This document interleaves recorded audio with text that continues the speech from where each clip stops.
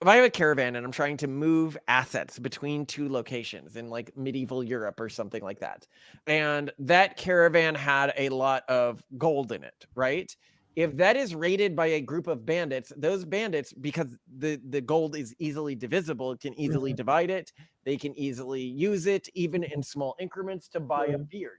But if you are a group of bandits and you raid a carriage and it's full of art, expensive art, that is incredibly hard to fence. Yeah. That is incredibly hard to make of use to you. And the amount of money you're going to get from that is dramatically lower than the amount of money a wealthy person could get from that.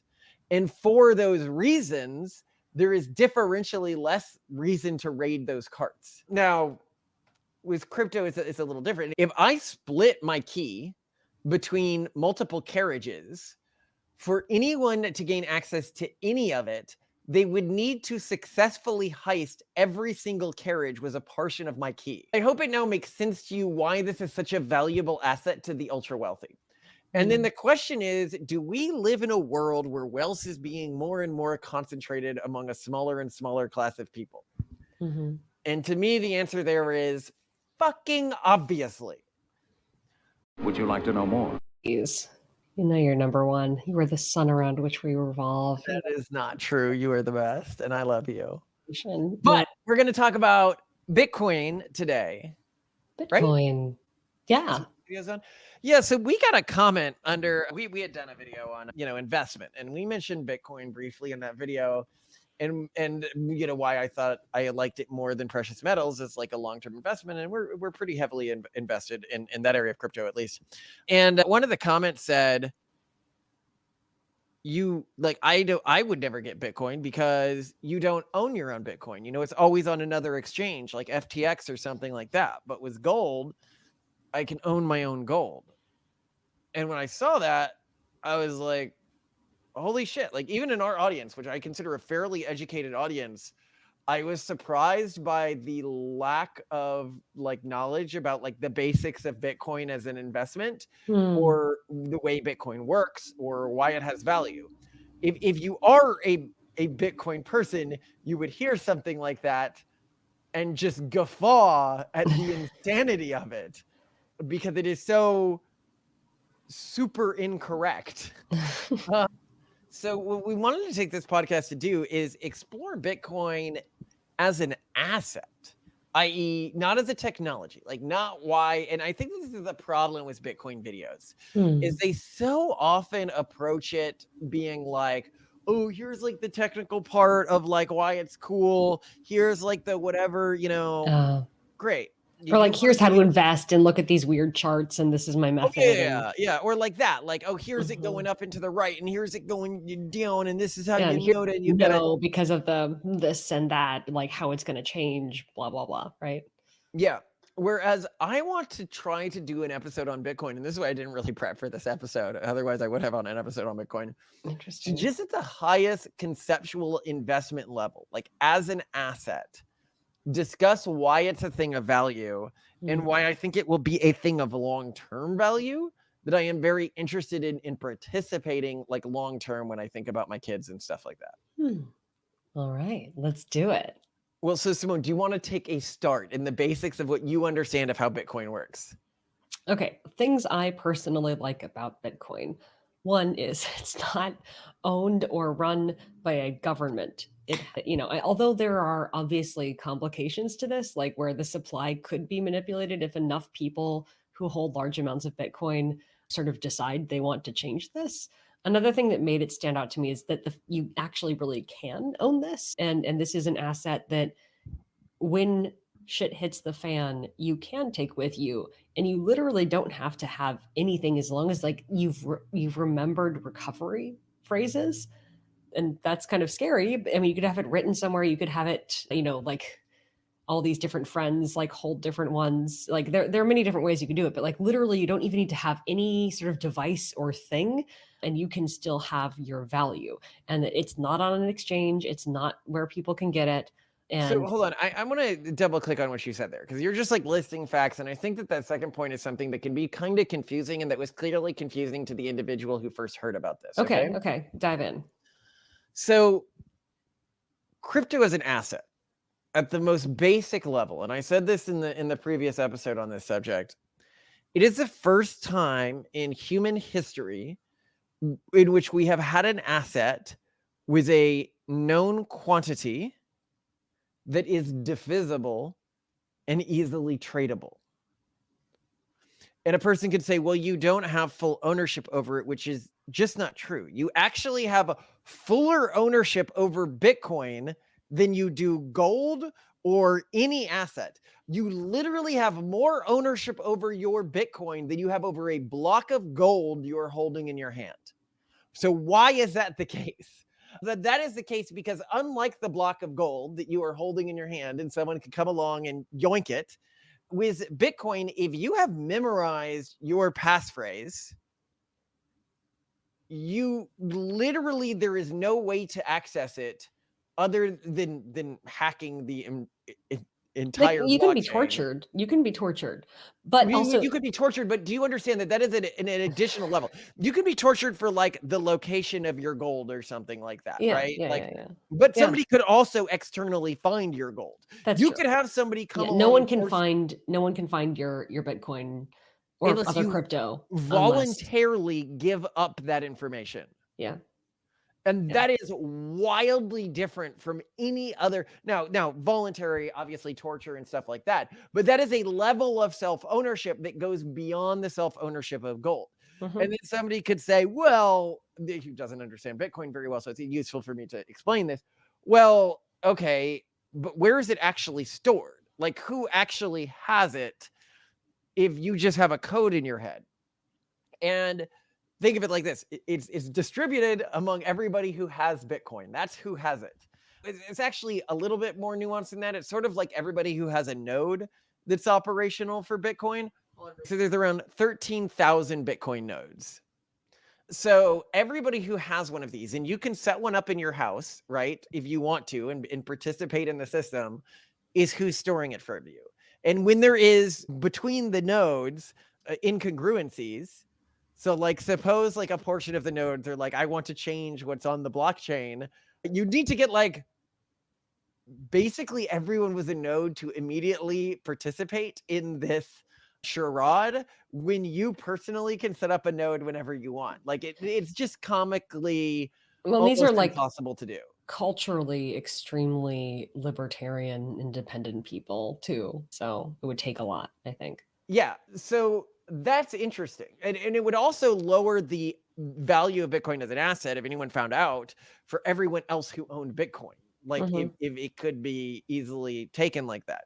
And this is what people mean. If you hear somebody online saying something like not your keys, not your coin, which you probably heard a lot with crypto, what they're saying is that if you give up your keys, like if you don't know the keys to your own crypto, right? Well, then whatever exchange they're on has access to that. Right. And they can go bust, they can screw up. And this has happened multiple times throughout crypto. It probably happened less as time goes on, but it occasionally happens. Right. But this can also happen with assets like gold and stuff. But to go into this, well, then an individual might say, yeah, but you have to initially buy your Bitcoin through an exchange. Right. And that means you don't fully own it. And this is just wrong. This is like saying, because it is true that like the easiest way to buy crypto is through an exchange. It's not the only way, but the easiest way is to buy crypto through an exchange. This is like saying because you buy your block of gold that you then take home and put under your bed at a store, that you don't really have access to that gold. You do as soon as you take your keys off the chain and verify that those keys are real. As soon as you have bought a crypto, specifically, we're just talking mostly about Bitcoin on this, on a chain, and then you have taken the keys from the chain and you have it yourself, you now have full access to that. Yeah, although I will say it is surprisingly hard for unbanked children. Sorry, let me repeat that. It is actually really hard for many unbanked people. So like a lot of people working in the sex trade, when they started out with Bitcoin and crypto, they were really excited. They're like, this is great. This is the solution. I can accept payment, because many banks aren't willing to work with you once that happens. But now, like, because there are all these KYC requirements, especially for US based exchanges, before you can even like start to trade on them or buy, or accept. You have to, have a bank account that is associated. You have to do all this stuff with your identity. Like it is imperfect. And there aren't great systems if you're totally going off the grid. It seems with your crypto. I'm sure people are developing better things, but I would say it's still a problem. Like a lot of people who are trying to use this system the way it should be used, where you don't have to be involved with legacy banking, are still struggling. Well, And and I think that's a misunderstanding of crypto. mm, So I think that the Bitcoin nerds right now, when they're trying to talk about why crypto has value, they're wrong. Crypto is never really a good alternative to the mainstream system. It may be for high-end purchases, but I'll get to that right now. So we used to live part-time in Peru. And in Peru, when I am buying a soda or when I am buying something at a restaurant, right? Or I am buying from a grocery store, I am buying in Peruvian soles. When I am buying a large asset like a company or a house, I am almost always buying in American dollars. And this is a normal way that economic systems subdivide. right. I can very easily see an economic system in which Bitcoin is used for large transactions and dollars or local currency is used for small transactions. And when I say large transactions, I mean enormously large transactions. Mm, And this is where it gets really interesting. I think the core value of Bitcoin specifically has always been to the world's ultra wealthy. Never to the average person. the average person. Yeah. And so people would be like, well, what do you mean by that? Right. Like, and we've mentioned this on the last time we talked about it, but it is worth going into a bit. Like, why is art such a thing of astronomical value to wealthy investors? It's because an artist can die. And when an artist dies, you have a broad understanding of how many of those artistic pieces there are in the world. Now, of course, like Bitcoin, there's also market manipulation within the field, but that's a core reason why historically art had value. Because Mhm. an artist could die, which could give you a set number of those artistic pieces in the world, and those pieces are light and easily transportable. Yeah, relatively speaking, like easier than gold bars in many ways, Right, but I mean, this is why art was used instead of gold bars historically, because it was more easily transportable and you knew how much of it there was. With something like gold historically, you could always presumably find some new vein or some new way of extracting it from the earth, and this has happened repeatedly, right? Like Mhm. that makes it a very dangerous asset. Yeah, but Uh, Renoir, he's dead. He's super dead, right? Who? Yeah, oh Renoir. yeah. Yeah. And you could find new art or people can forge art, right? Which is why there's such big industries around detecting that or finding new art. But presumably the numbers that you're going to find are fairly limited. Mm. And this is of huge value if you're an ultra wealthy person, right? Because as ultra wealthy people, there historically have been periods in which society has turned against you and you needed to either be able to hide assets or move with lots of assets at once. And gold is typically a really bad asset to move with. An additional benefit of art is that it's harder to fence to non ultra wealthy people.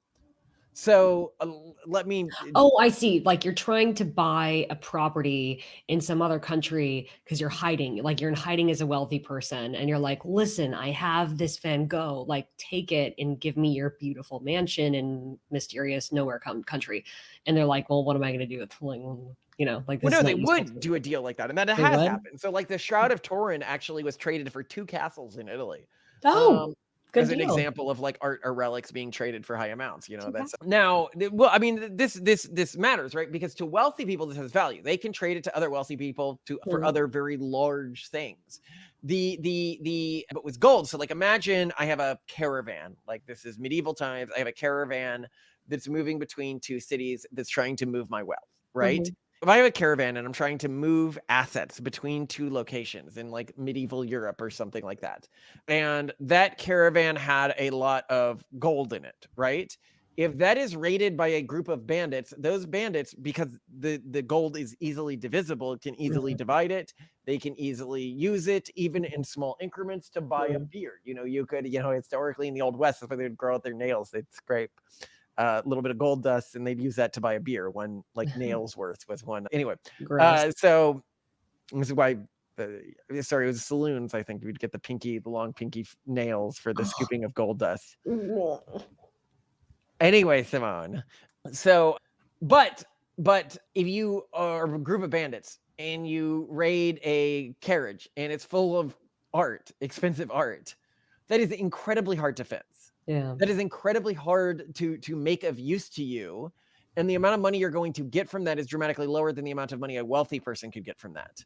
And for those reasons, there is differentially less reason to raid those carts. Now, with crypto, it's a little different. If you raid it and you get access to the key, you have full access to it. But that's if you gain access to the key. But this allows you to do things like ship parts of the key separately. So, for example, like when we die, different parts of our family who don't like each other have different parts of our crypto keys. Well, and friends who don't know each other exist. Yeah. Yeah. Like people have our keys who do not know each other, have never heard of each other, have no idea who else has been looped into this thing. Yeah. Yeah. And they have a system that we have developed for bringing them all together and gaining access to all of that crypto, even if we die, right? But this is very different. Well, and we also have a system where we don't know our own keys. So even if somebody were to torture us, they couldn't gain access to our keys. I suppose I should make that clear. All of our keys are I mean, done. I think also there's the problem of we cannot remember. Yeah, they're all maintained through these treasure hunt systems. But anyway, which is fun. It's much more fun. But that's really interesting because what that means, suppose historically you had Bitcoin instead Wait, of. doesn't that just mean we would be tortured for longer because they wouldn't believe us? It makes sense if you knew us. Yeah, it would. Yeah, but it's not like, people torturing you or really close to you. True. Well, I always worry about that. Like I worry about the scenarios in which, because I'm an easy pushover. Someone looks at me the wrong way, and I'm like, I'll tell you everything. But if I'm literally like, I don't know, they'll think I'm just not breaking. That's scary scenario. Anyway, so let's talk about this historically from a Bitcoin perspective, right? So suppose instead of moving gold or instead of moving art, I'm trying to move Bitcoin between two locations. And I'm doing this in old-timey carriages, right? Okay. This is medieval period. If I split my key between multiple carriages, for anyone to gain access to any of it, they would need to successfully heist every single carriage was a portion of my key. Yeah. And have the instructions for how to put it together, which might be a different carriage or the courier.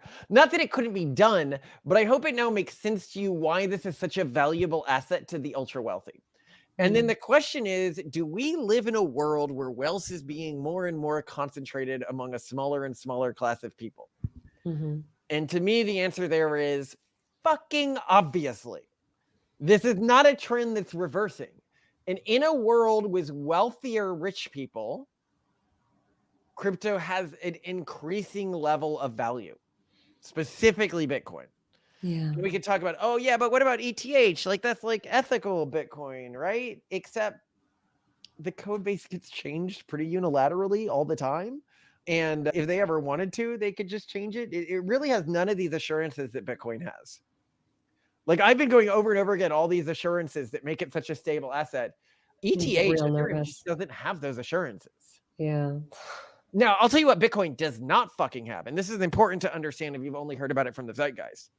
It is not untraceable.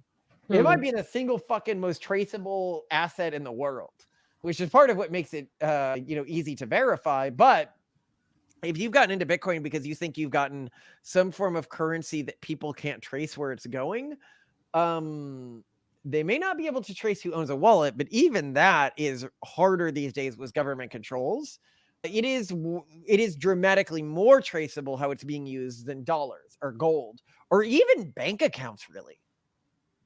If you're using a lot of like international, like offshore bank accounts and stuff like that. So that's an important thing to note. If you wanted an iteration of something like this, like Monero might be better. If you're like, I want something that actually is like untraceable. But even that stuff, I don't know. Like you can look into that category of crypto. That is not why I think it has value, because that's a smaller minority of people who value the thing because it's untraceable. Bitcoin's value is just its fungibility, transportability, and known quantity. Like that's it.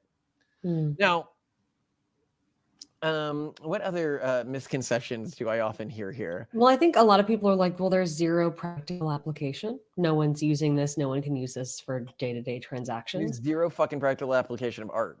No, This is probably a point I should go a bit deeper on because a lot of people hit this as a stumbling block when trying to understand why people value an asset like Bitcoin, which has no practical value. The practical value of any particular asset determines the floor of its value, but not the ceiling of its value. Assets used as bargaining tokens are almost always valued at a level that is much higher than their practical value. Currency is often thought of as like the core bargaining token asset. You know, if you look historically, you could look at things like precious gems, crystals, or gold.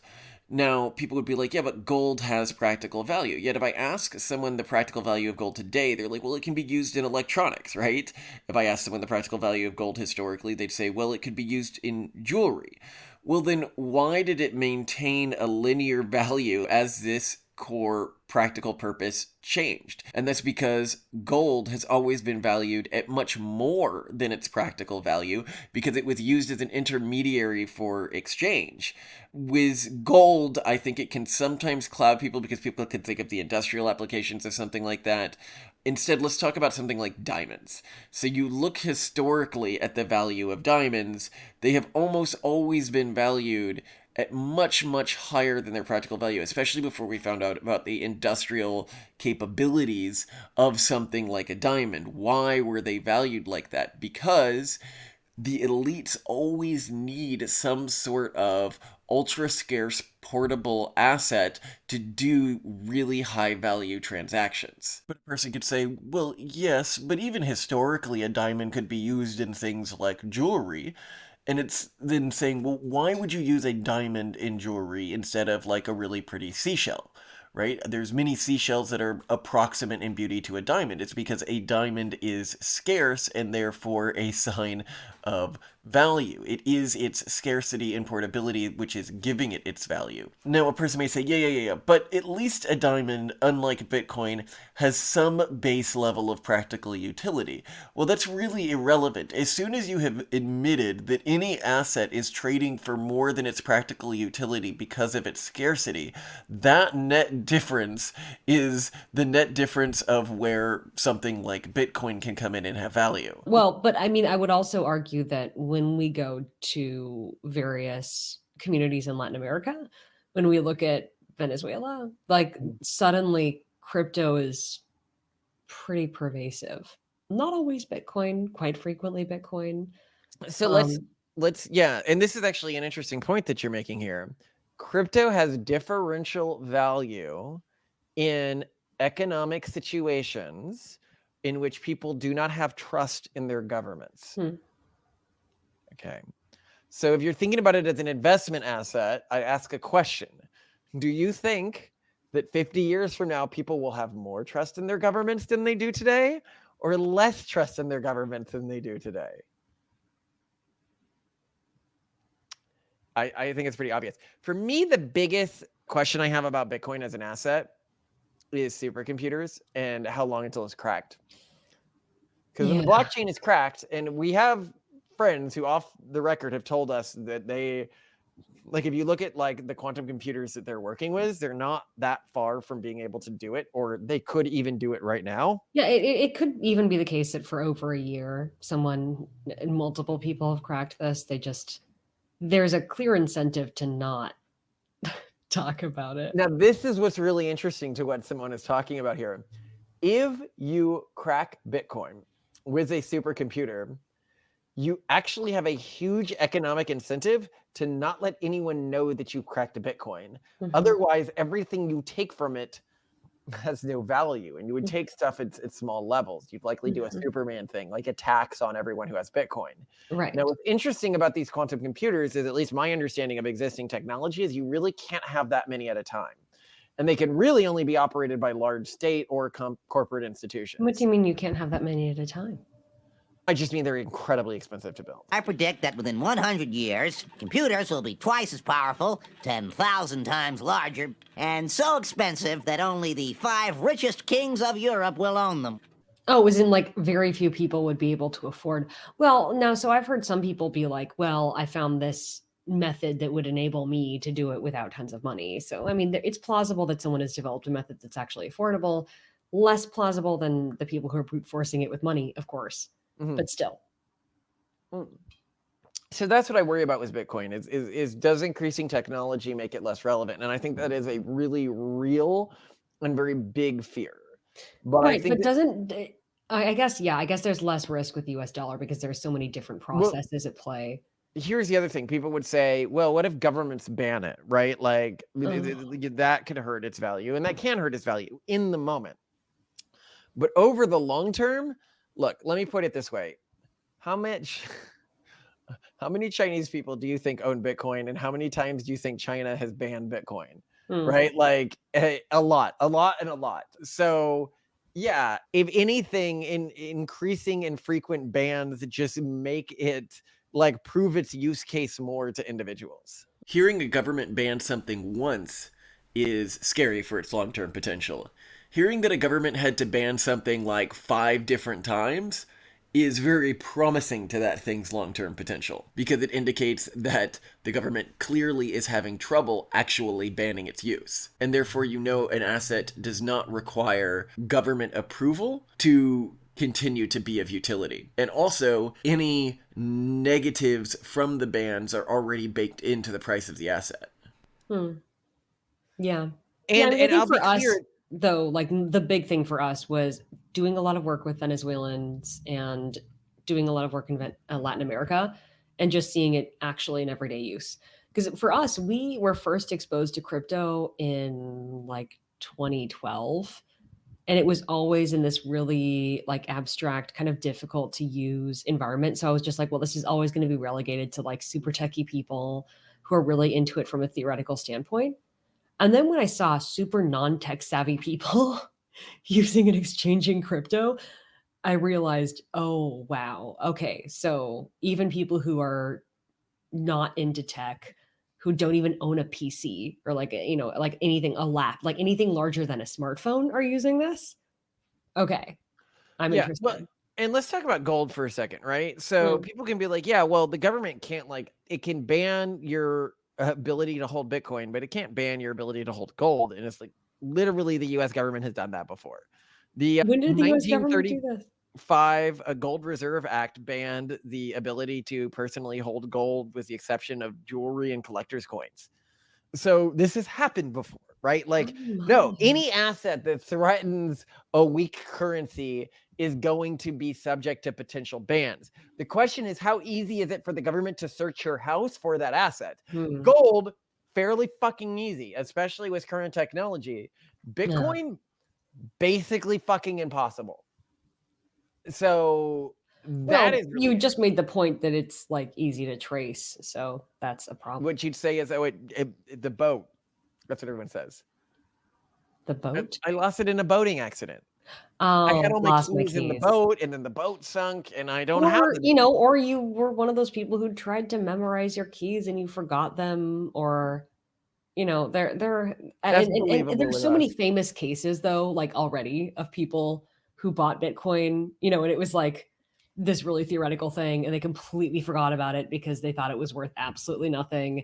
And then, especially when Bitcoin was at its height, like around the pandemic, they like, are digging through old like computer wreckage to try to find where like Yeah. maybe they So just saved because their. you can prove that Bitcoin went to a wallet that you at one point had control over doesn't mean Yeah, people can prove you have it right now, exactly. which is important. So people can know when you spend Bitcoin on something. So if I'm spending Bitcoin on something illicit, people can easily prove that. People cannot easily prove that I currently have Bitcoin, which is important to note. Now, another thing to note about gold as an asset, and this has always been very confusing to me about gold, is it requires a very specific and narrow level of social collapse to be of utility as an asset. Let me explain what I mean by this. So for gold to be the single like recurring reserve of asset, I would need most global economies to break down, right? So like the United States, everything like that, like the Europe, etc. I would need the internet to break down because, Bitcoin would need to not be a better asset. But I would need people to broadly understand the value of like a scarce tradable metal and be able to test it. That requires like a level of social cohesion, which is just very unlikely in these other meltdown scenarios. So what do you say to the people who are like, and that's why I just buy guns and ammo? I think that is a very valuable thing to invest in. I think guns and ammo, so pretty much if society falls below a certain level of technology or a certain level of social cohesion, guns and ammo become the core store of value. Very, very, very obviously. And that being the case, I can understand the huge swath of levels of which society could collapse below, let's say, like 10% societal stability. Below 10% societal stability, guns and ammo are the core source of value, right? Gold becomes the core store of value between like 10% and 15% societal stability. It's a very narrow range. All right. That's where you still have global networks of trade, but the internet is down. Okay. Between, I'd say, like 15 and like 60% societal stability. So these are scenarios in which people don't really trust most governments, but the internet is up, global trade is kind of operational, but with private piracy. Those are the scenarios in which Bitcoin is the core asset of value.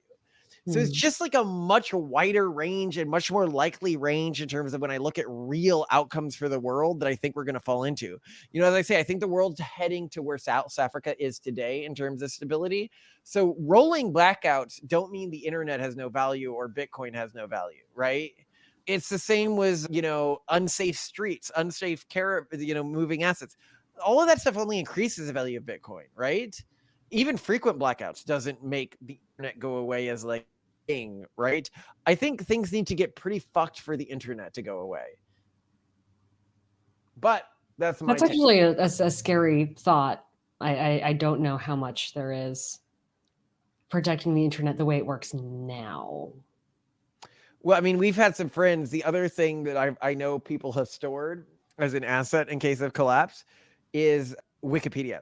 Yeah. And I They respect download that. it, and then they have other hard drives they can put it on and Yeah. trade it for. And they have it in their Faraday cages, obviously, because that's very necessary. Yeah, so they put, by the way, they took Wikipedia from before The before times. before it became all biased and everything, which now is Yeah. wildly biased. But Yeah. yeah. Isn't that fun? Yeah. So I mean, there are scenarios in which it matters. I don't think people should, like I've said before, buy any sort of crypto, not being ready to lose all of it. And for multiple reasons, like the value can go to nothing, you could lose your keys, but also like never consider buying a currency if you don't have a cold wallet that you plan to move it to. Like leaving it on an exchange, I agree, is not a good idea. So there you go, right? Yeah.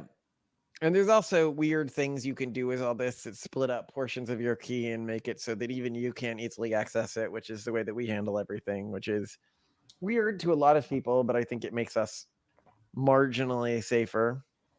Yeah, I'm sure people have much more sophisticated ways of going about this, but we're just talking about like basic functionality here and why it gives us hope. And I think a lot of why we like it is ideological because we have this sort of libertarian view that people should have. I disagree. I don't I think Bitcoin has value because the number of tyrants in the world is going to increase. I think the core bet I'm making with Bitcoin is tyrants go up, government stability goes down. So yeah, it's a very real risk. You're not at all wrong, as depressing as that may be. So it's, you know, it's a good hedge. But again, I think you should be ready to lose all of it because, you know, the world is unpredictable and it's a weird asset. And Well, I understand you're saying, oh yeah, we are not investment advisors, blah, blah, blah. We're just talking about something from like a conceptual standpoint. yeah. And you're saying, yeah, don't invest anything. This is true with any investment class. Don't invest anything you're not prepared to lose. But I mean, I broadly think that most metal assets that were traditional value stores, gold, silver, etc., they're just going to decrease over time, long term. Yeah, I definitely have a lot less confidence in precious metals that are not like strategically undervalued now. Like we're talking about stuff that's used in batteries that are going to be ramping up in production, for example, right? Like that's different. But just like Yeah. traditionally precious metals, is They're less. used as a proxy for wealth in a historic context because they're just like super unusable as wealth stores and wealth movers. And if you look historically, you could say, well, then why were they so useful in the Old West? Because we were fucking mining it back then, like in the gold rushes and stuff like that. You know, it was in people's evoked set of wealth, right? And it had corollaries in the historic context, right? Like there was no competitor to it. Hmm. Gold hasn't had a great competitor in a very, very long time. Now it has one, and it's just one that is almost comically better than it. Like it is joke levels better than gold or bullets. But again, you know, bullets. I'm not saying bullets don't matter. Bullets matter. You want to store wealth. I'm just saying if you want to store it for the vast majority of societal collapse scenarios, it's crypto and bullets. It's not other shit.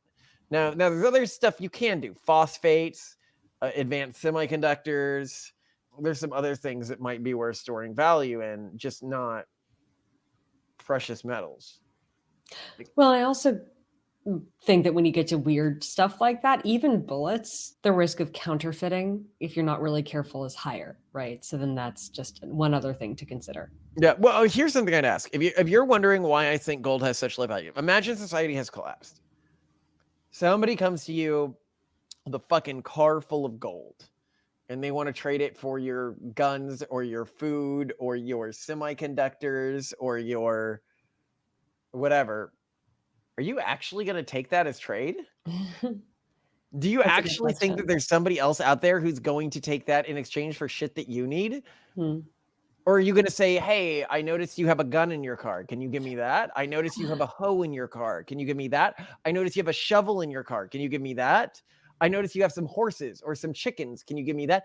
Fucking of course. Like common sense, man. I don't know. Well, that's your opinion, and that's my opinion. And I'm sure we're going to get a lot of other opinions in the comments, but fun to talk about it. Yeah. Yeah, we also have no idea how much gold there is in the world. And that's another thing that's important to know. Like we know how much Bitcoin there is in the world. We have no fucking clue how much gold there is. Well, and how, I mean, No, what I mean is we don't know if there's gold in Fort Knox. We don't know oh, if it's I fucking see. all Right. If it's IOU. actually there. We don't know if Right. there's gold in a lot of the banks. Some of them are audited, some of them are not. Hmm. That's true. I forgot about that. Yeah, not you didn't even mean in the earth. You just meant that people say they have. Yeah, like that's a weird thing about that asset class that we just don't know. Now, realistically, if it turns out that like a bunch of gold that we thought existed in the world doesn't exist, it would increase the value of all other gold. That's true. But you're not going to find that out. And the fact that people can lie about this so easily devalues gold over time as institutions are more and more willing to lie to the public, which I think is the world that we're entering. Yeah. Yeah. Yeah. So in general, low trust world, potentially dangerous world, corrupt world, Bitcoin plus crypto equals promising. Yeah. I love you, Simone. I love you too, gorgeous.